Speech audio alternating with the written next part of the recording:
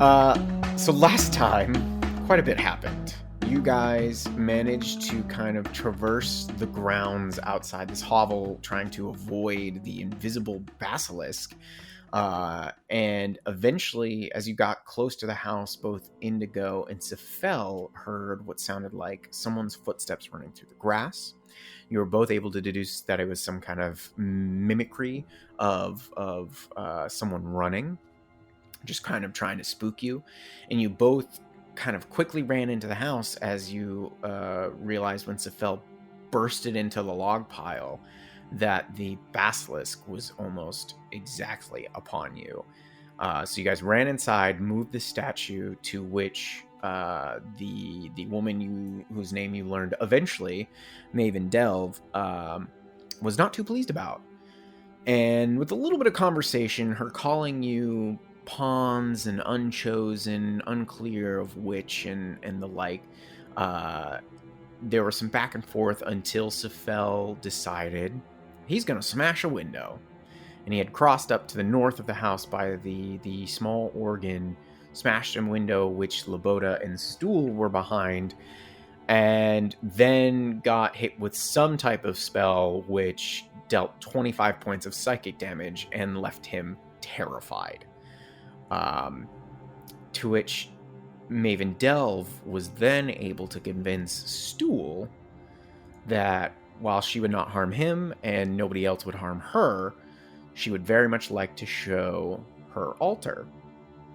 And so the two of you traversed across the aisle while Laboda and Stool made their way into the house. Lara kind of sprinting off down towards the water to kind of keep an eye on both Indigo and Miss Delve, crossing the water and climbing the cliff. If they got there, the three others had investigated a little bit of the house, Sephel breaking away from the spell's hold on them and detecting some magic in a small section of the house to the south that they have not yet explored. And Laboda discovered a horrifying kitchen filled with bones and the smell of decaying meat. And as you guys had come upon that, you heard the growling of the basilisk outside. And then farther to the southwest of the aisle, Lara on the cliff managed to put a hex on Miss Delve, and Indigo and Maven communed, or attempted to commune with Toril, in an effort to help her from her horrible disfigurement.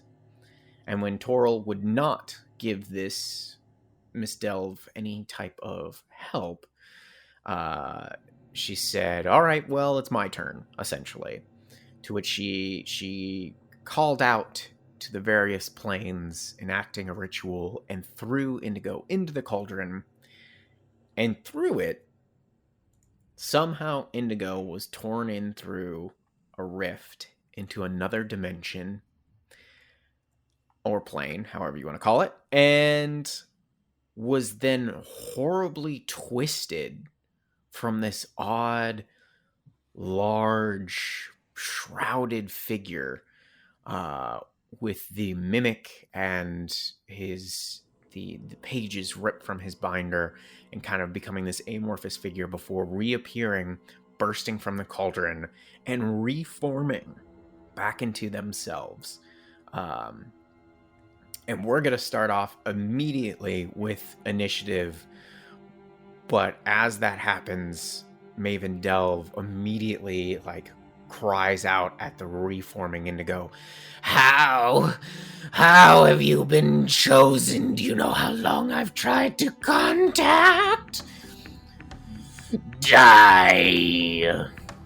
And here we go. At the top of the order, because we pre-rolled here, I'm going to bring up some audio here. I don't want that particular audio, though. I want this one. We actually have the Basilisk at the top of the order. Oh boy. And they are going to move. But where will we know? They are invisible. Let's not forget. Okay. That is the end of the Basilisk Glare's turn. Next in the order, we have Laboda, who was still kind of staring into this room, turns back towards you, Sephel, and goes, I don't know what to make of this. Should we check the southern room? Sephel sort of snaps himself from this, 1,000-yard stare as well. Yes, we have to move. Indigo could still be in danger. Okay, and she then, since it is still her turn, that was all free action, is then going to move 5. She's going to move to the door and open it. And as she steps into the room, you see the Basilisk appear and bite at her. Let me go ahead and show that in the on room. 20. Yeah, buddy. Oh, boy. She danger close. Danger, Will Robinson. And misses, actually. Fuck This that guy. this basilisk appears biting out at Laboda, and Laboda, with this supernatural reflexes, just manages to whip herself away just enough to avoid it. And that's what she can see of the room. I will not explain details until one of you is in there. Okay. Next up, we have Sephel. Okay. I am going to... So, the Basilisk appeared... It's not in the southern room. It's in the main house? It's in the main room, 10 Okay. feet away from you. Or 15, technically. Okay. I am going to... Oh, boy. I'm going to avert my gaze and just look like... I'm going to look down at the... No, I'm not going to look down at the floor. Hang 'cause on a it's sec. down there.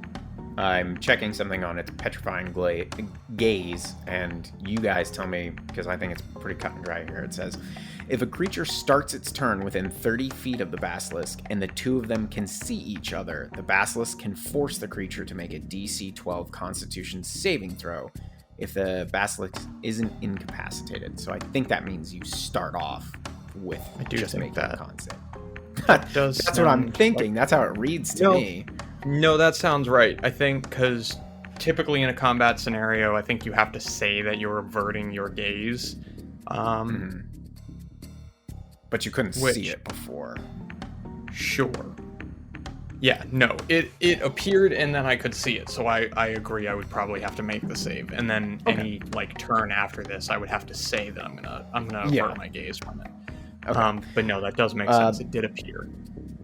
So Make con a save. Constitution saving throw. Yep. Low DC. I've already announced it. Okay. Let's see. This isn't a disease, and it's not concentration. So this is just a straight check or straight save. Okay.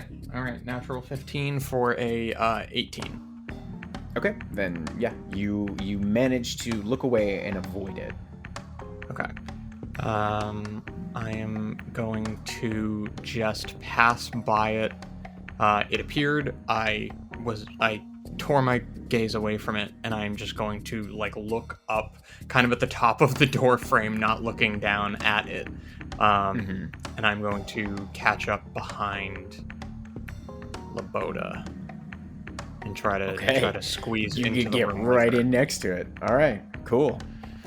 Can I? So it looks like she kind of stopped in the doorway. Can I squeeze past her to get into the room, or is she blocking the whole way in? No, I'll say you'll be able to squeeze by. It'll just cost you an extra 5 feet of movement.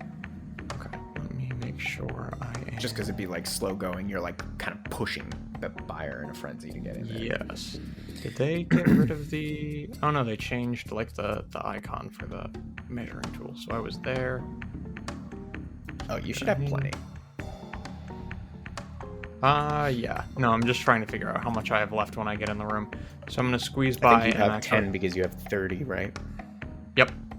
Yeah, so I'm gonna get in the room and I'm gonna squeeze down one little bit south of her, so I'm up against the western wall, but I can see a good portion of the room. Okay. And what you can see is that this is a very large bedroom. Okay. This immediate thing about 10 feet in front of you is actually a cauldron. It's got these ornate legs and these kind of large handles that look like bat wings that come off of it, and inside is this nasty looking red liquid kind of swirling in it slowly. You see this massive, I guess we could call it a king-size bed. You see on the northern wall, so to kind of like your left if you're facing the bed, which would be on the eastern wall, you see a bookcase. To the northeast, you see what looks like a large chest. To the immediate south, you see another bookcase. And then you are kind of on the remains of what looks like a broken desk. And immediately next to you is like a large bureau. Okay.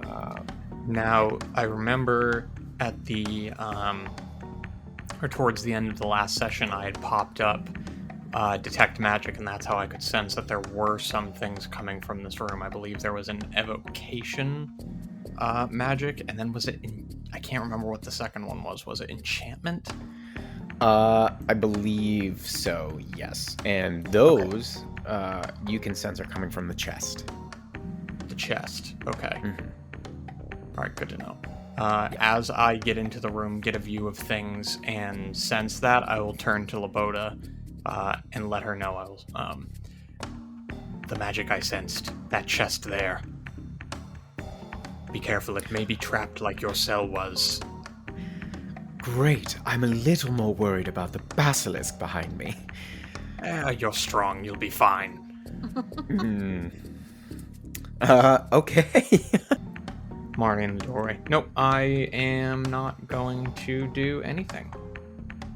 Okay. That's a lie. Sorry. I'm going to cast... Jesus, Brendan. I'm sorry. So this one spot on the outside of the door, am I gonna hurt people? No, I'm gonna cast it back here. So if I can see... I'd probably only be able to see the corner of it, but like my vision into the room that I just left, into the main room. I would like to cast couch. Magnify Gravity. Yeah. I want to cast Magnify Gravity. It is a 10-foot it's a 10-foot radius sphere. Okay, I'm just gonna put a stool there while I try to fucking navigate this 10-foot radius for you. Not saying that's where he is. Okay, yeah, you are. If he's back there, you would both get the basilisk and him, but you'd be able to get the basilisk. Okay. I don't want to be this kind of wizard, but Stool's also an NPC, and I'm trying to fucking help, so I'm sorry, Stool. I'm gonna cast Magnify Gravity where that couch is. You hate Stool. Yeah, but I'm not. I don't like doing like. Oh, okay. Yeah, one of them can die. Yeah. Okay. I don't like doing party damage, but I need to fucking do something to aid here. So yeah, Magnify Gravity. So the Basilisk and unfortunately Stool need to make a Constitution saving throw, please. All right, Basilisk first. That is a 13. That is a fail. Okay, so Basilisk fails. Stool, you hardy boy. That's cocked. Okay. Oh, that's a natural 1 for Stool. Oh no, okay. He hella fails. Yeah. So they both take not terrible damage, because I'm only casting it at first level. They take 10 points of, make sure I'm saying this right, 10 points of force damage, and their speed is halved until the end of their next turn. Cool. All right. Yeah.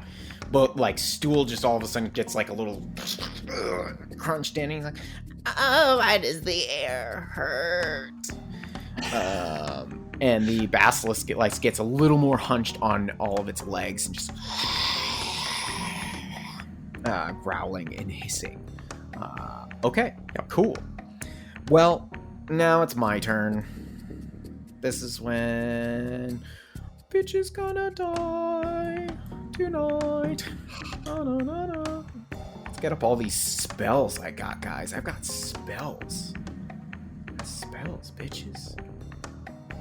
Guys, Will's bragging again. I don't know who on here you're expecting to be excited for you.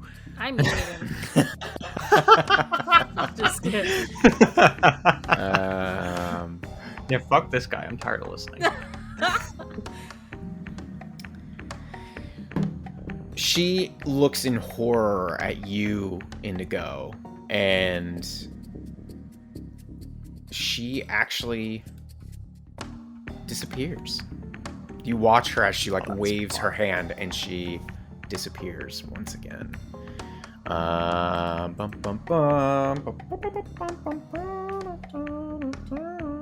Let's check something here.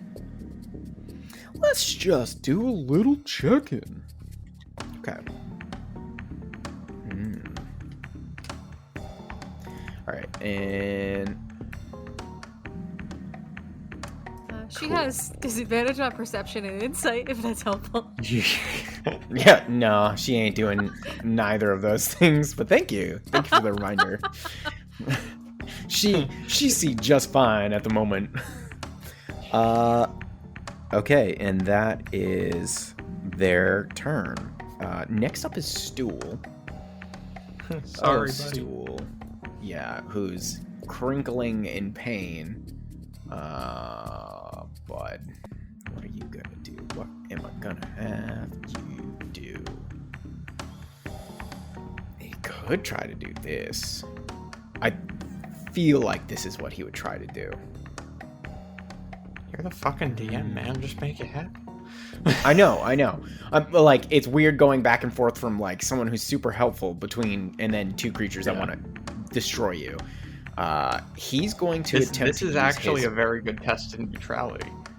Yeah, no, he's going to attempt to use his pacifying spores, which is an innate myconid ability. So, if I haven't told you guys this before, as an action, you can inject spores at one creature you can see within 15 feet of you. The target must succeed on a Constitution saving throw or be stunned for 1 minute. The target can repeat the saving throw at the end of each of its turns, ending the effect on itself on a success. The DC for this saving throw is 8 plus your proficiency plus your con. Yeah. You know, in the Dungeon Master Guide, you can actually play a Myconid as a playable race. Yeah, most people didn't know that. Yeah. Okay, so my DC for this is 13. Let's see what this Basilisk can do. Let me get its stats back up. Y'all are gonna be shocked when I play a Myconid next for my next character. After all this shitting on Stool. Yeah. That was a natural 19, so the Basilisk succeeds. But let's see if Stool has any bonus actions right now. No, he doesn't. But he is, because he's a brave boy, going to move up on the Basilisk, attempting to avert, or he is averting. Sorry, I should have announced that before, but he didn't need to see to use his spores. He just kind of does it in a cloud. He also doesn't have eyes, so how does that work? He does, but he doesn't have eyeballs. To you guys, it just looks like sockets. Okay. Yeah, it's complicated. He's not fully grown eyeballs yet, but he sees in a way. Okay, Stool is done. Laura, you are up. I would like to delay my turn until Indigo goes. I want to go after Indigo. Okay. So I'm gonna drop in the order. Sure. Next up is Indigo then. Alright, so the scary lady has gone and disappeared on us. Mm-hmm. I don't know Laura's behind me, at least not yet. No. I'm gonna go ahead and cast a second level healing word on myself. Okay. Alright, so that's nice. That gets me back up to full. And then I'm gonna look around and I can't see her. But if only I could smell her or I could hear her. And then I'm gonna use my mimicry feature that I just got. Indigo's smile is gonna get wider and wider until it's unnaturally long, and then don't like that. Tessellating back from that, these purple strands are gonna like wheel their way back as he gets like this amorphous shape, and then it comes down with boom, boom, boom. 4 paws hit the ground, and I'm gonna take my warg form. All right. I'm sorry. So you see this wolfish creature, like this big, like hunched, category large creature with this long, like purplish hair back and this long, like mimic-like grin. And fun fact, kids, warg can talk. You can run, but you can't hide. I'm sorry. Where the fuck do you get to be able to turn into a warg? Well, if you want special powers, you go through the interdimensional portal, Sephel. You just gave Circle of the Moon Druids an inferiority complex. You know that, right? And they'll sit down, stay down. And you said he's large? Yep. What the fuck? Surprise, motherfuckers. Yeah, where's my cauldron? I'm putting the skull and head crossbones first. on him to just be like, this guy bad. He mean. All right. I've blown my action and bonus action, so I'm just gonna use my movement to like pace across this little like area in front of me, just like prowling back and forth, starting to look for our little friend. I will allow you because you I will allow you a free perception check using your keen senses. I think in this moment, because of like what has just occurred to you and the mimicry and the mimic that has now become a part of you, essentially, I think you are driven by this animalistic nature and you're like, I'm here for my prey now, kind of a thing. Absolutely. All right. I'm sniffing around. I'm gonna use my keen hearing and smell, which is an advantage on my perception check. Which didn't do me a ton of good. That's a 13. You get like a whiff of her from where she was, but you can't for the moment exactly discern where she has gone. All right, Laura, you're up. Lara is holding on to the edge of this cliff, and she sees Indigo prowling back and forth across this aisle. She's going to climb up fully so that she's standing on top of the aisle, but she's going to crouch. And she's actually going to move 10 feet forward to hide behind the back of this altar. Okay. And then, so she's basically like keeping her head on a swivel, keeping an eye out for crazy lady who went invisible. And then with her action, she's going to hold out her hand and try to call upon the power of Rots and summon, hopefully, some power. In the form of what I think you want? Yeah. Okay. All right. Okay. This is gonna be great. We have a quick flashback to Lara as she has just been lifted by what I've now officially learned the true pronunciation of his name of Grazit. Yes. Oops. Yeah, I know. I messed you up. This is what happens. And our I'm sure our listening audience was just like, oh god, he's so illiterate. Ugh. Yeah, D&D spelling is bullshit. Yeah, Hashtag I mean, sloopadoop. Graz is so much better. The Grazit is like Cheez-It. Oh man, now you put that in my fucking head and it's not gonna go away. Ah, gross. Gross. All right. My bad. Anyways, now with that, he's no longer this dark, mysterious figure. He's orange like a Cheez-It. He's a Nabisco product. Yeah. No wonder he's evil. Anyways. We see Lara being picked up off of this like watery surface and the yawning pit behind her from when she stared into. And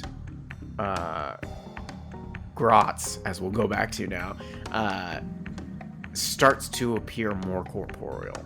We see those horns, and we see these dark obsidian eyes and this deep purple skin with these kind of like almost black purple mixture of like tribal tattoos on certain parts of his skin that are visible. We see a 6-fingered hand and these long legs that at the knee bend backwards and then descend into kind of more of an animal like limb until it ends at what looks like an elongated human foot, also with 6 toes.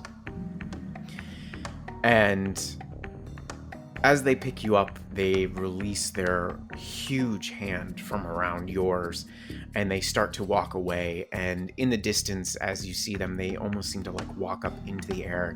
You see what looks like a great dais and this large dark throne appear, kind of coming forth from the mist of this area.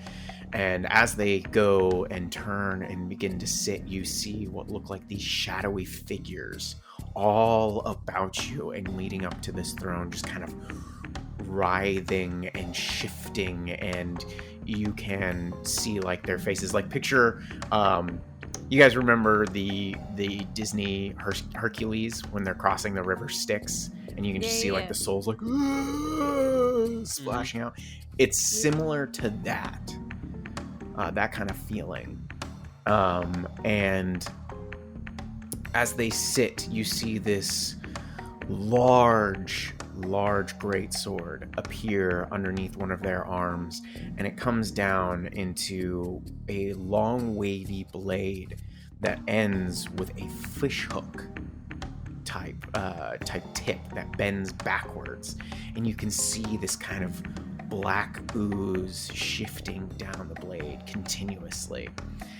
And Grotz looks at you and says, "Lara, dear, please tell me something of yourself. Where do you come from?" I come from a small town, one not well known by others, a small family. I don't come from much, if I'm being open. Please, But I welcome it. I grew up poor and found myself enlisting into a military brigade.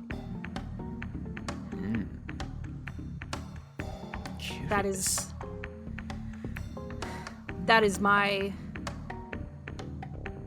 where I've learned all that I know, where my strength comes from, and where I've learned to lead others. Now, just to justify... Oh, no, wait. Better sate my curiosity.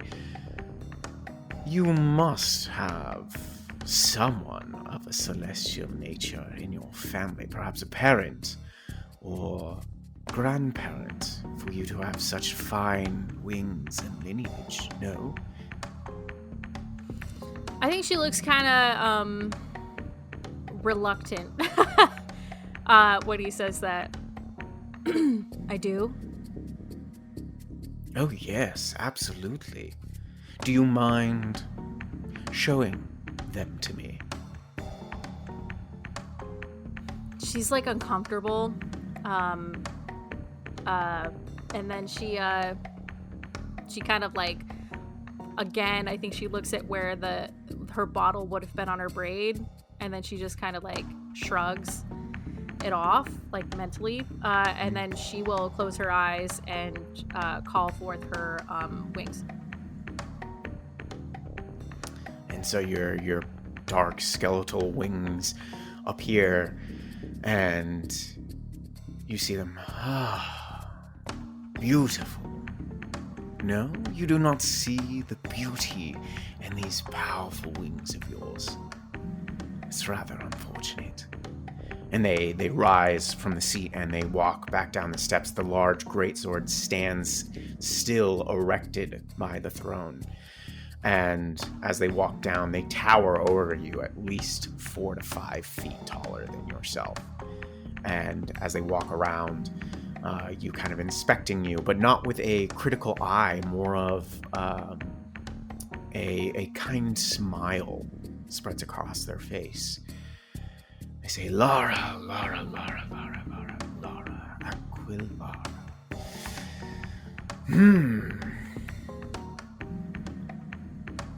Do you see that? And they wave their hand to the throne. I do. I sit upon this throne of debauchery and sin, and it's piled so high by such base deeds that those who seek for its peaks find themselves laying within the depths of their Stygian hearts. I'm at the center of all. I am every name cried in the night, every carnal embrace, jealous thought. And he turns back to you. I see your wicked desires and your darkest impulses. That which you've buried deep within yourself is laid bare before me. None can hide from my gaze, for I am born of all. And they lean down and kind of point at you, and they say, I reside in your souls. I am an eternal piece of everything. Some call me the Dark Prince of the Abyss. I am far more. Your revered angels, guides to the very ranks that you were once a part of. Your wings carried you forth to descend upon the damned, as they did on us and the devils. Why do you think I'm locked away in the abyss for so long? Why do you think they fear me? The weak fear the powerful. That is clear. That has always been clear. Yes, they do. They feel me within them. Gods tremble from their lofty planes as I touch them at their cores. There's no escape. And I have watched you for some time with great interest. Your deeds are known in my palace. I think you and I, we could accomplish a great deal together. You've been wronged by those who feel themselves above you. Punished for crimes you've had no control over. So have I. I was crippled and tossed from the light of day for being a force of nature that none would care to look at. Shunned as a monster when that which makes me is a part of the foundation of creation.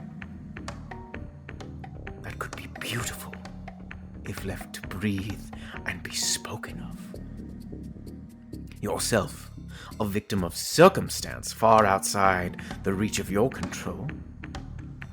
I know they left you to die. That was no duty filled with honor.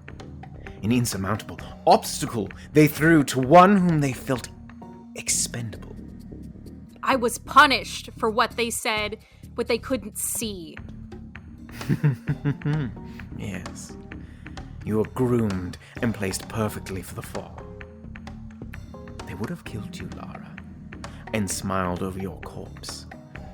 I felt it within them. I have something for you. Something very akin to my own. And they hold out their hand to you, and they nod for you to extend yours over their hand. Yeah, she does immediately. Mine is of a wave of sorrow. And yours shall be... And I'll let you introduce it. Lara's sword is named Grief's Beginning, and as she holds it, I think she feels this like immediate power and probably like dark desire coursing through her, and perhaps it just feels like power to her, whereas everything that she was probably, the power that she had at the hands of when she was beneath Kayan felt different. It felt like work. This power that you feel, you can sense a very large, almost looming force behind it all. Absolutely. Where Kayan, you felt it come and go, and you really had to almost work to draw upon this. It might actually surprise Lara with how much this power suffuses within her so easily and almost naturally. But your longsword appears very much in the same shape of their Grazit's greatsword. And it appears in your hand, and we find you standing behind the pedestal, and you hear their voice once again whisper to you. Take this place, Lara. The goal stands right before you. Secure it. And we're back to your turn. Shit. Yeah, she's gonna continue to hunch behind this altar, and keep an eye out for if she can see anything moving. But that is gonna be the end of my turn with my movement and action too. Okay. All right. Then we are back at the top of the order with the Basilisk. Dun, dun, dun, dun, dun, dun, dun, dun. Is this the episode where Stool dies? Find out by continuing to listen. I'll make it happen. Yes, you would. Yes, you would. All right. Well, they are going to bite at Stool. Let's use this very nice blue metal die that I have. I may do it. Let's see. Stool has an AC of 15, so the Basilisk actually misses Stool with a bite. And that is the end of their turn. They're going to stay right there on top of them. And next up is Laboda. Laboda. She has the mace in hand. She is going to... she's going to actually step up, and she's not going to be looking at the Basilisk, so she's going to be at disadvantage here with this swing. But she's going to swing out. That's a cock die, but the worst one's pretty bad. Wow, I managed to roll one less. So that was a 4 and a 3, if you can believe it. But that's plus... Yeah, no, she misses. She definitely misses with a 10 total. And she keeps her eyes shielded, but she has stepped up and taken a swing at the Basilisk.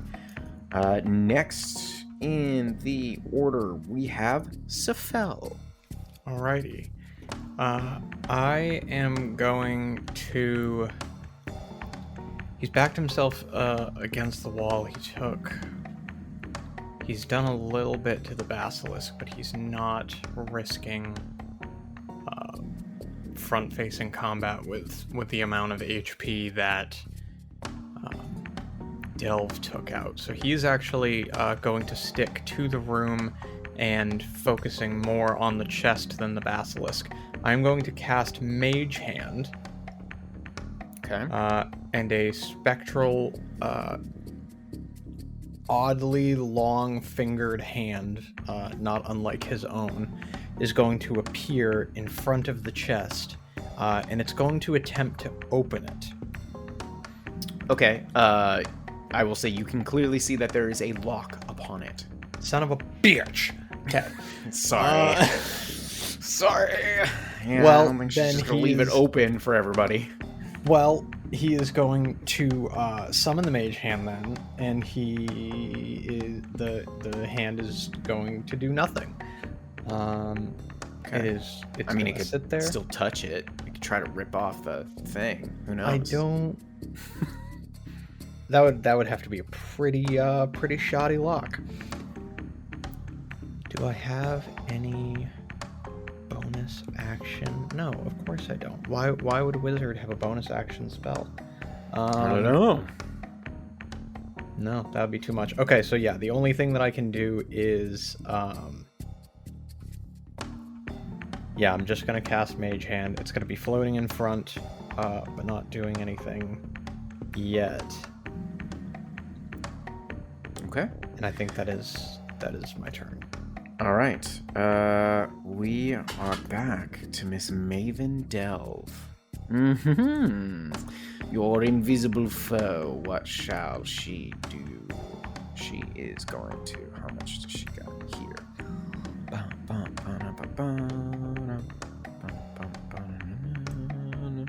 Okay, this is what she's going to do.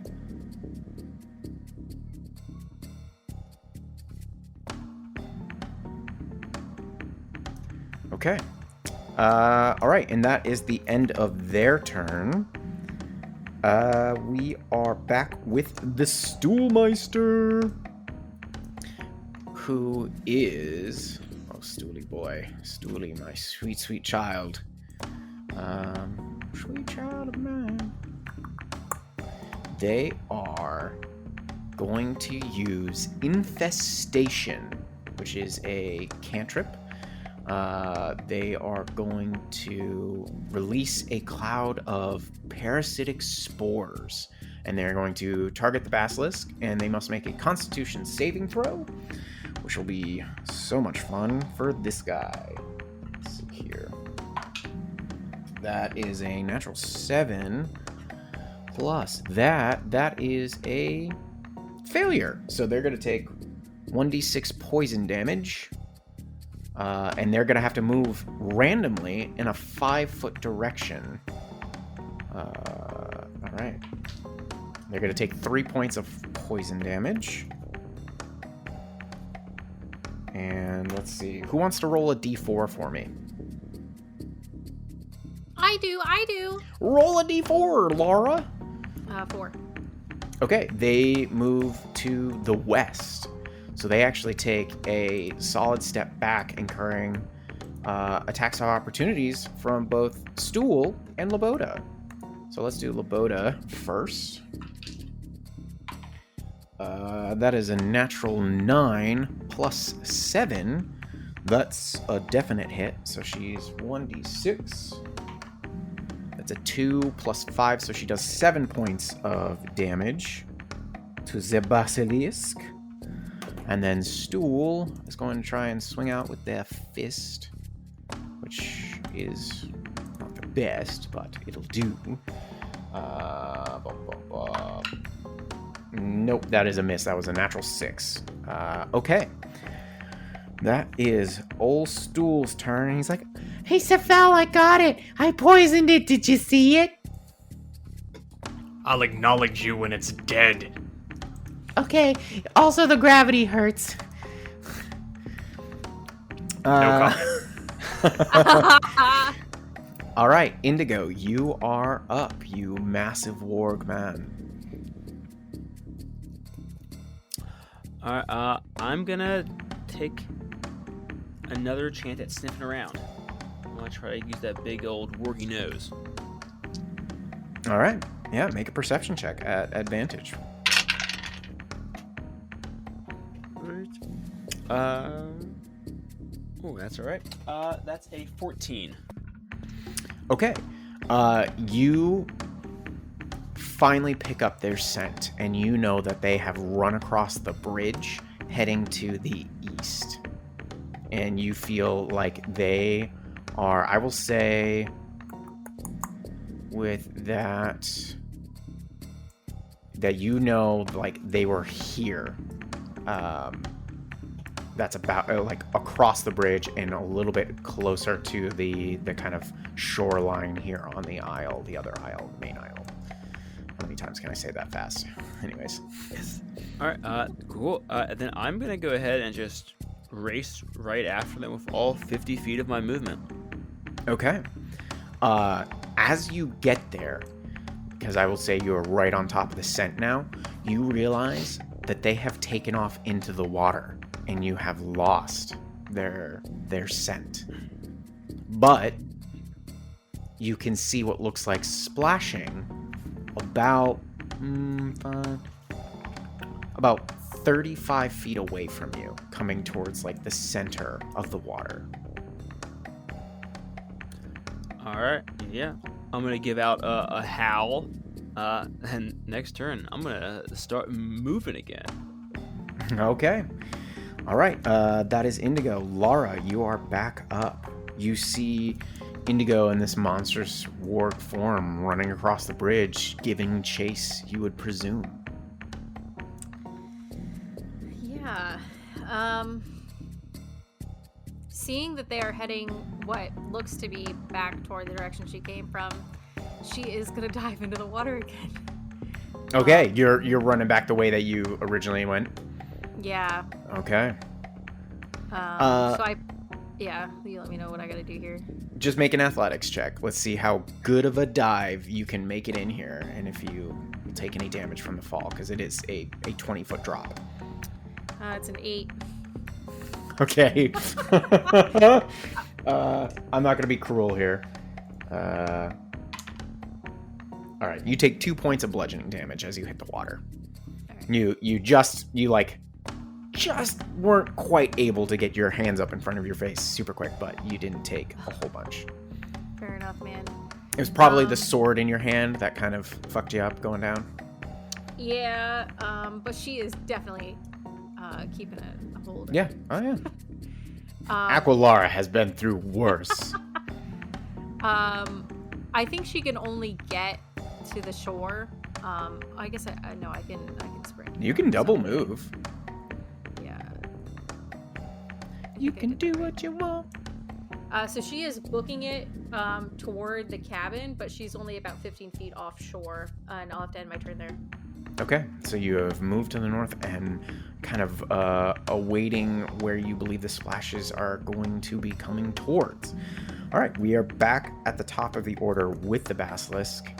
Let me just double check on my spell here of infestation just to make sure it doesn't cause any other problems for it anytime it tries to move. Oh shoot, I should have... I do a classic thing of I don't always read all the stuff. So the movement doesn't provoke opportunity attacks if the direction rolled is blocked and the target doesn't move. Okay, well, anyways, it's fine. Minimal was done. All right, they are going to run back in, kind of staying away from the shimmering field of gravity, and are going to attack Laboda. Oh, quick question. Laboda stepped into the gravity, so she would take damage, wouldn't she?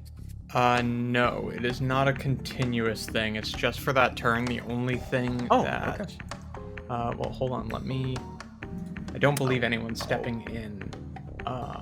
No, the duration of the spell is only 1 round, so... Okay, great. She would be fine. All right. Well, the Basilisk is going to try and bite her. Let's see here.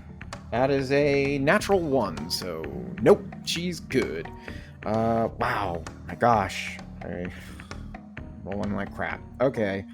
Next up is Laboda, who is immediately going to try and retaliate by swinging the mace at disadvantage. Wow, that was a natural 20 and a natural 16, so she's definitely going to hit here. Yep. Yeah, Always I want works her in on your our favor. Max damage, 11 points of damage. So she swings down. You can see this like little bit of anger kind of building in her, like her usual composure. And you hear this crack, Sephel, as a couple of the spines that grow along the back of the Basilisk actually shatter as the mace comes down to top it. Yeah, okay. Alrighty. That is their turn. They are not backing down from this fight. Next up, Sephel. All right. Sephel is still analyzing the situation. His spells are not working in his favor, and he feels he needs to get into that chest. He's going to look, make sure that no one is paying too close attention. And he's going to open the collar of his jacket, and he's going to speak into it and say, "The world was not ready for you until this point. Just like old times." And he's going to pull the spider from the prison out of a protective fold in his coat that has somehow protected it against all natural disaster and a Demogorgon. Sephel, Yes. curiously enough, when you pull this spider out, where it was kind of this large black and purplish kind of hairy spider, Mm-hmm. you see that it is now of a bleached white color. Oh god, it transformed with me.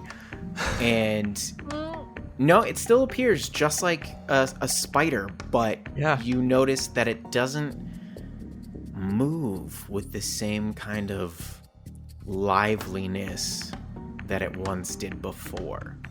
And you notice that its like exoskeleton has seemed to kind of like more calcified, and it appears to be skeletal in nature. What the fuck? Mm-hmm. Okay. And as you pull it out, the 8 little eyes that were there actually start to glow with kind of like this greenish color. What do you want it to do? Alright then. Again, but better. And I will throw it towards the lock. I want to throw the spider and have it land on the chest, or at least somewhere in the vicinity. Again, Make an but better, and athletics you check. chuck it. Here's Make an this cool athletics. spider that had survived so much shit, and it's just like, it's now Yeet. so awesome. It just shatters against the wall. I don't fucking know, man. Well, let's All see on the roll. Ooh, okay, not bad. I don't trust you though. Well, you gotta tell me the total. So it's a 14 plus 0, but I'm going to use my last. When you make an ability, okay. I'm going to use my knowledge from a past life. Somehow, Okay. my past person was far more athletic than I was. Mm. So I'm going to add a d6 to it. Okay. Okay, alright, that's a 4. So 14 plus 4 with no modifier. So it's an Okay. 18 total. This spider curls up into a ball like spiders do when they're killed or whatever. So it's all nice and tight, and you throw it like a baseball, and it just like folds its legs back so it looks like a torpedo sailing through the air across this room, and it's just like slow motion, just do do do do, and then just lands perfectly on the lock. Okay, what do you want it to Yes. do at the lock? So I believe I tried to do this with the prison cell when I first got it, and it went terribly. I want it to try to climb into, push its legs into the lock and try to push open the lock. Okay. All right. Sure. Go ahead and roll me a sleight of hand check then, using their dex modifier, Okay. as it starts to stick its weird skeletal legs inside the lock, trying to push the pins about. Push well, Arachnos. Natural 19, 21. Oh my goodness. Oh no. Always name your spiders before you use them. Ah. You feel through this weird connection, this sense of satisfaction both in the spider and yourself, as you hear this audible click, and the lock No fucking falls way. away. But as it climbs off the lock and stays on the chest, you just hear a No! as a fireball detonates right there, incinerating 3/4 of the room, and you just like just slow motion the spiders just in bits flying everywhere. And I just picture like your tentacles are flapping backwards over your face just from the force of the blast. Oh my god. Never name your pets before you use them. Good thing is you don't detect the evocation magic anymore. Good news. But go ahead and make a perception check just for fun. Okay. with my no modifier. Fuck. Not great. 8. Okay. No worries, because I rolled a D100 to see what would happen with this fucking spider. And you want to know what I rolled? What? A 69. Hey, that's the sex number. Nice. It's a sex number. And so in the spirit of this funny roll, you see these tiny scorched pieces of spider starting to come back together on the floor. And it reanimates. And it stays there for the moment. And Sephel just looks at it, and this urge from another cringy ass world just makes him say, "Nice." All right. Well, it's definitely done with your turn. Yup, I'm satisfied. It is Maven Delve's turn. Oh, Miss Delve, we have so much going on here for you. What do you want to do to these poor lowly creatures that have attacked your island? But you've also thoroughly bamboozled. They need that to happen, so both Andrew and Sam, go ahead and make free perception checks for me. Just so we can have some fun with the narrative of the story, so everybody at home gets to know. Nah, that's an 8. That's a 3. Okay. You see the bubbles in the middle of this cove area disappear. And you now have no longer any kind of clue as to where this hag may be. And that is the end of their turn. Okay. We are back with Stool. So Stool here, they are going to... First spell that comes up, Goodberry. He throws a Goodberry at the Basilisk. It's okay, we're friends. They are going to use Chill Touch. And they are going to reach out with this kind of what appears like a fungal hand and touch this Basilisk. Let's see, I'm going to make a ranged spell attack.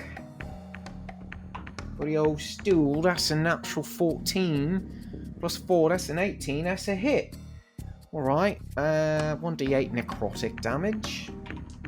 That's 5 points of necrotic damage. The scaly skin starts to blacken where it got hit.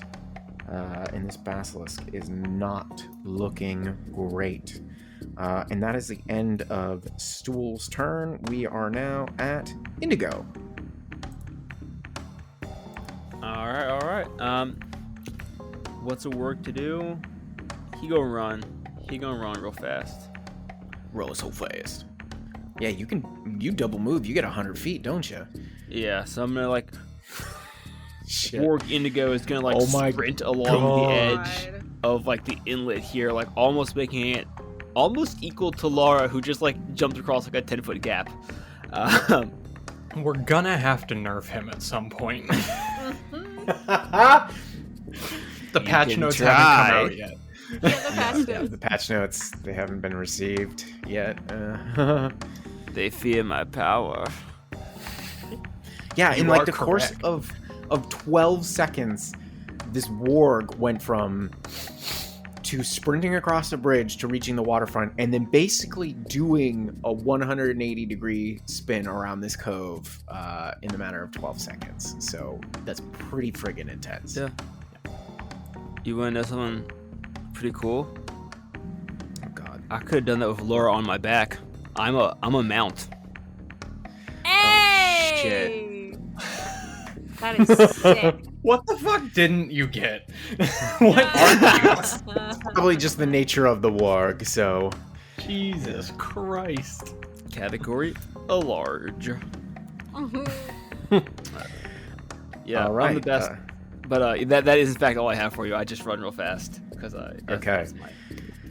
All right, Lara, you are up. You are on the beach. You see Warg Indigo come careening around, and you do not have eyes on where the hag has gone. All right. Lara's kind of a little wary of this Indigo. Is he looking at me? I don't know. Is Indigo looking at Lara? Indigo? He definitely glanced in her direction, but he's like mostly like pawing at the waterfront, like looking into the lake, trying to find any like sign of the hag. Okay, that's a good sign. All right. Lara's going to move kind of between, like, she wants to get to the part of the shore that is right in front of the path leading up to the cabin. Mm-hmm. And she's got her greatsword in one hand, and then with her free hand, she's going to Eldritch Blast in a straight line through the water. Okay. What's your, before you do that though, what's your passive perception for me again? 9. Okay. Yeah, never mind then. You launch this Eldritch Blast, which does it look different now with your new patron? Oh yeah, before it was like, stormy lightning and... Grease lightning. Anyways. Yeah, and now it's like, it's just kind of like blackness. Okay. Like a pillar of dark shadows, like just like bursts forth from her hand. Nice. I like it. Okay, yeah, you blast across the lake, and there's like this small ripple across, and waves, the water like whisking away as the bolt flies across, and keeps going till it disappears from view. Okay. That's all I got. That'll be the end of my turn for now. All right. Back up at the top of the order, the Basilisk is going to... what are they going to do here? I got to make this interesting. Basilisk. What's your intelligence? Oh, they don't have much, so never mind.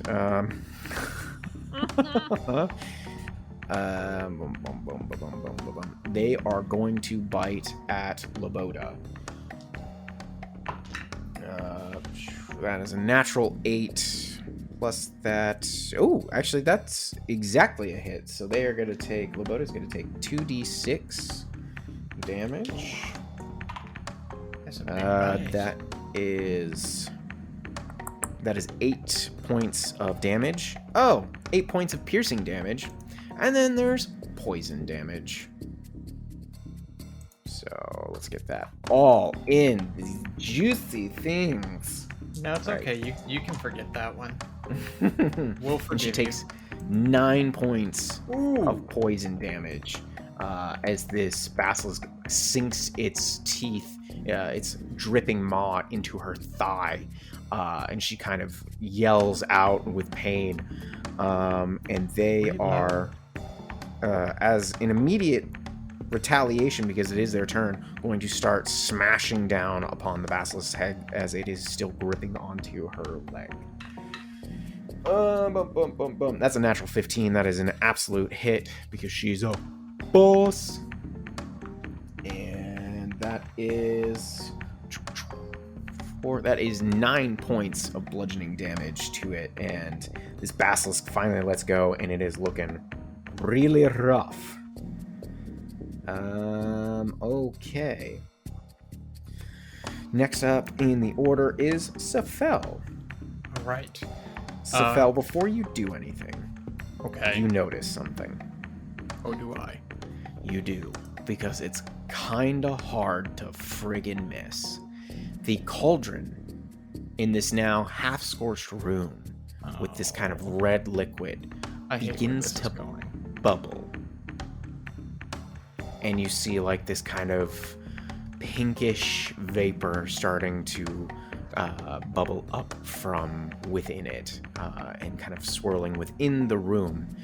And that is all you notice. Okay. I'm going to take note of that.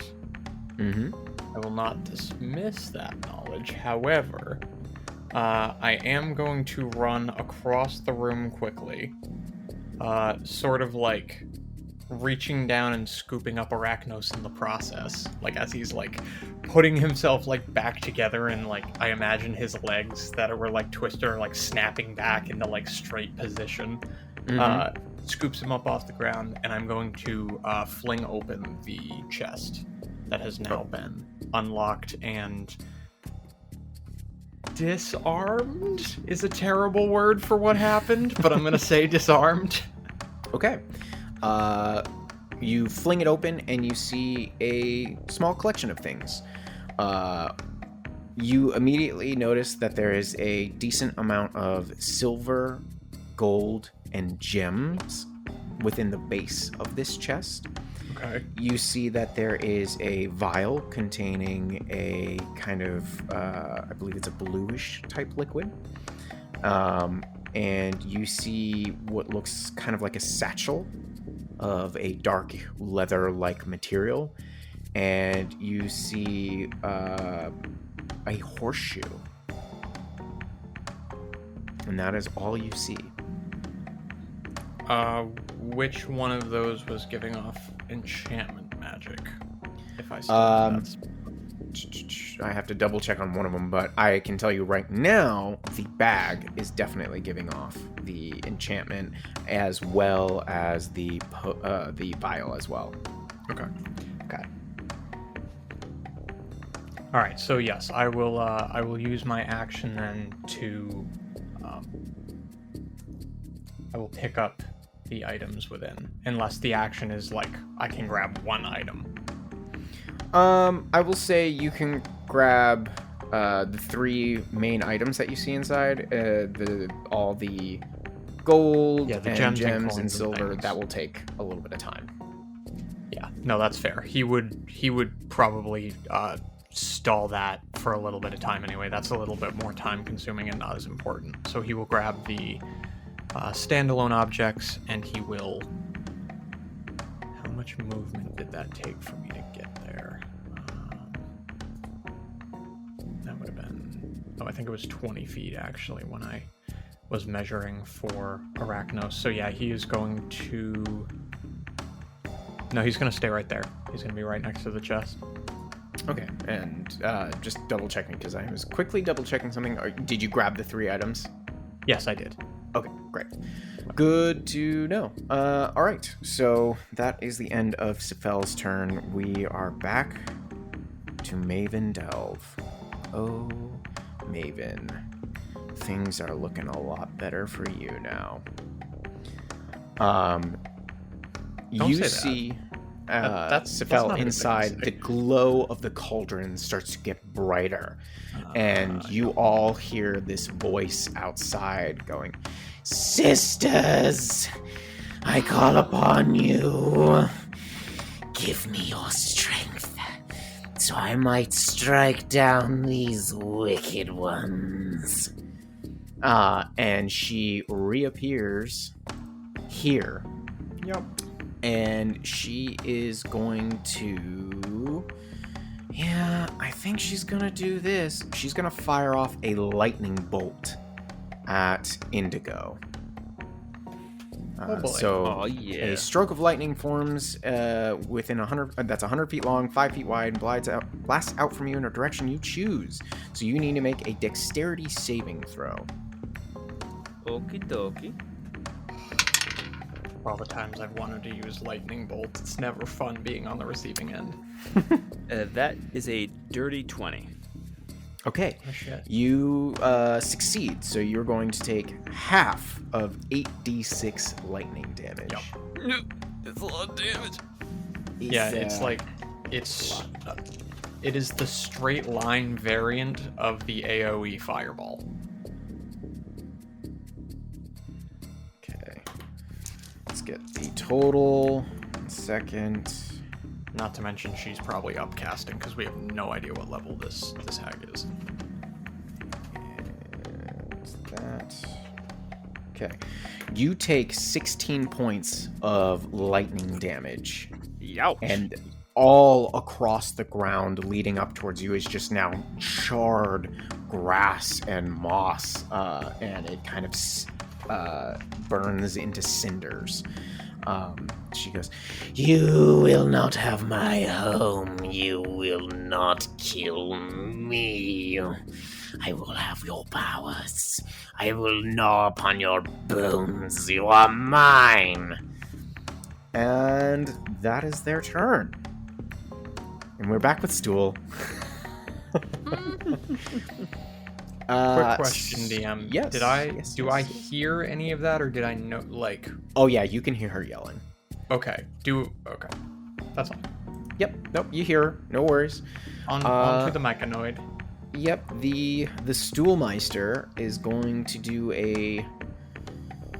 another chill touch here. So let's see. Oh, and that's range, so I need to do that at disadvantage. I totally forgot about that. Mm-hmm. Well, that's a 16 and a 17, so he makes it. No problem. Friggin' Stool, you beast. It's 1d8 damage. That is... Just double checking here. Yeah, it's just the 1d8. It takes 4 points of damage, and this Basilisk is on its last legs. It is limping, its jaws.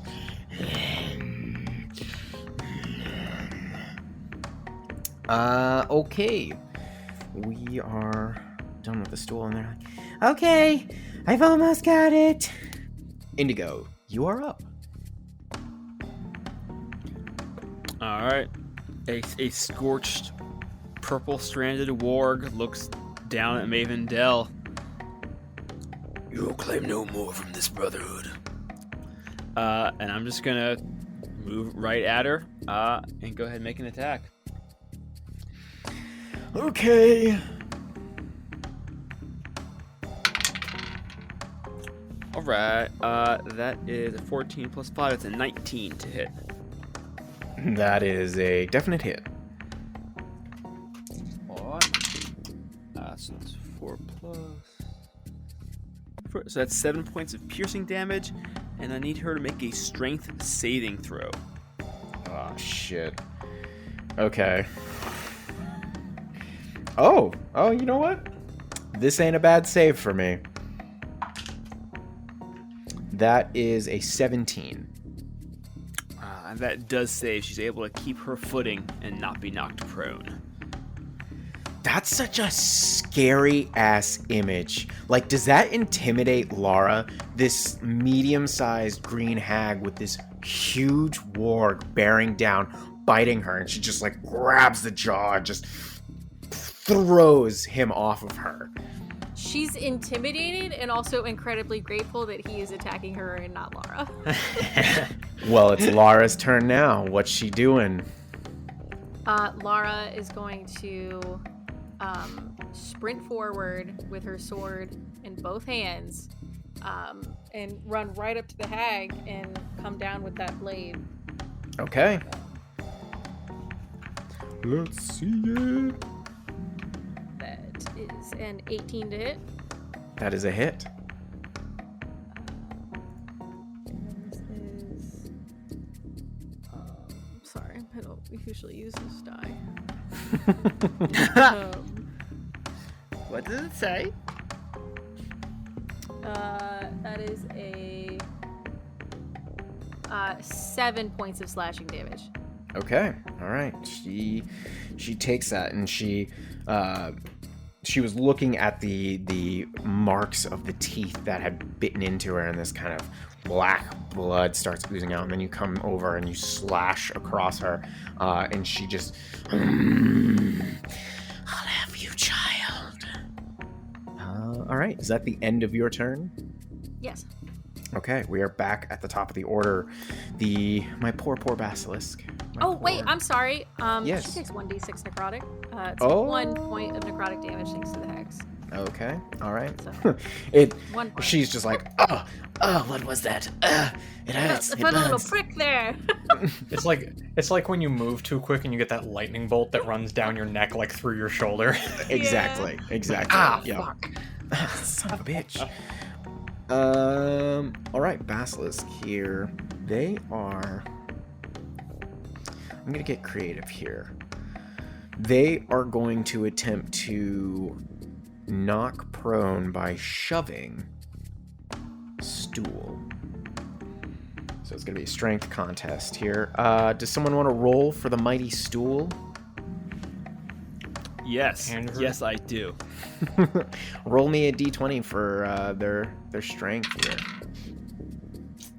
Oh, man. I let Stool down, guys. What'd you Time to get? die. I got a 2.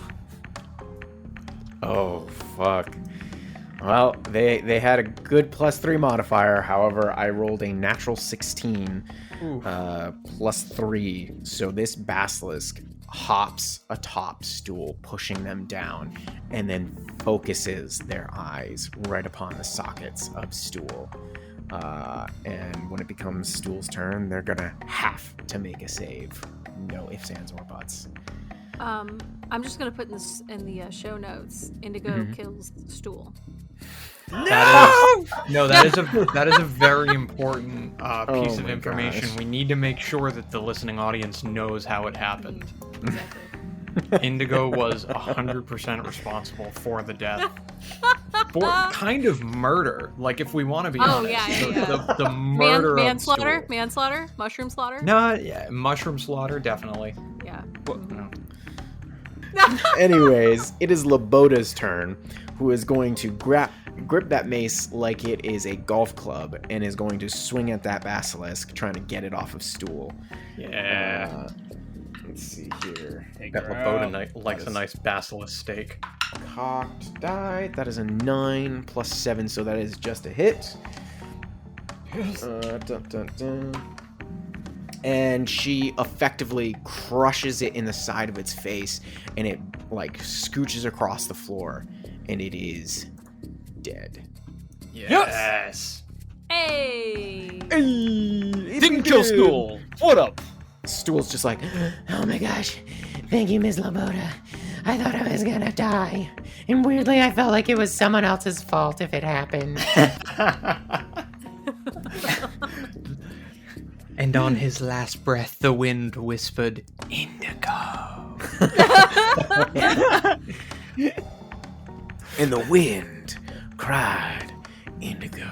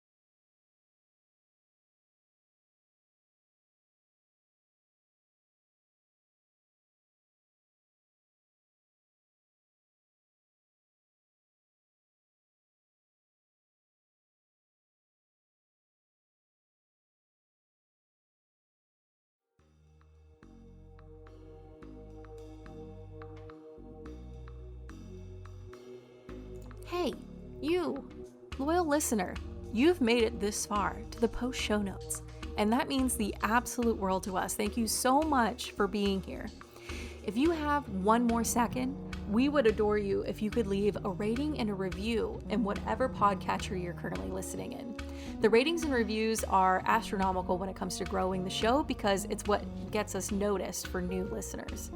So if you have just a moment to do that, please do. And we also have a Twitter, Facebook, and Instagram if you want to give us a follow. It's at The Madness Table. And if you've noticed, we are now posting weekly episodes because of supporters like you. So if we haven't said it enough, thank you. And we will see you in just 7 short days for our next episode when...